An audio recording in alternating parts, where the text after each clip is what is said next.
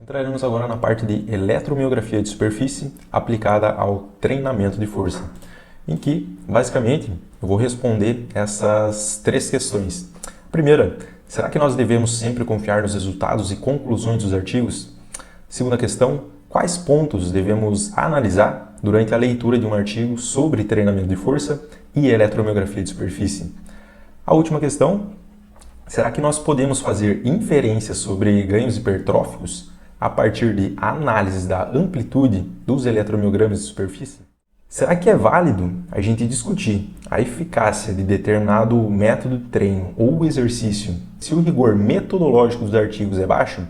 Então, será que vale a pena a gente ficar discutindo se a elevação pélvica ela ativa mais o glúteo do que o agachamento? Se o delineamento metodológico desse tipo de estudo ele possui um baixo rigor metodológico, então será que vale a pena a gente ficar discutindo sobre isso enquanto os métodos eles não estão bem alinhados ainda? Entrando então na primeira questão, será que nós devemos sempre confiar nos resultados e conclusões dos artigos científicos? E a minha resposta é não. Entrando agora então para a eletromiografia, a segunda questão é sobre quais pontos nós devemos analisar durante a leitura de um artigo sobre treinamento de força e eletromiografia de superfície.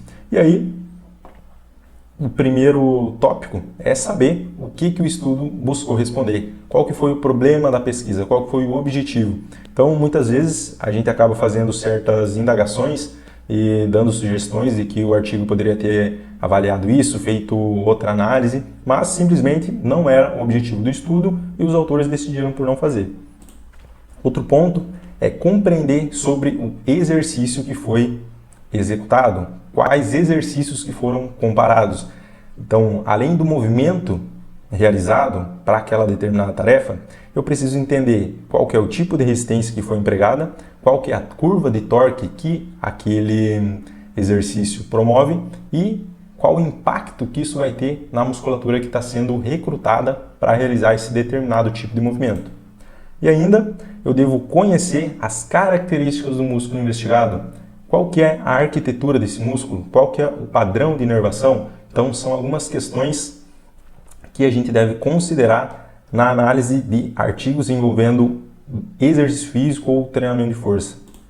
Essas duas últimas questões, elas são mais relacionadas com a eletromiografia de superfície e é nelas que eu vou me debruçar agora para a gente dar continuidade na aula.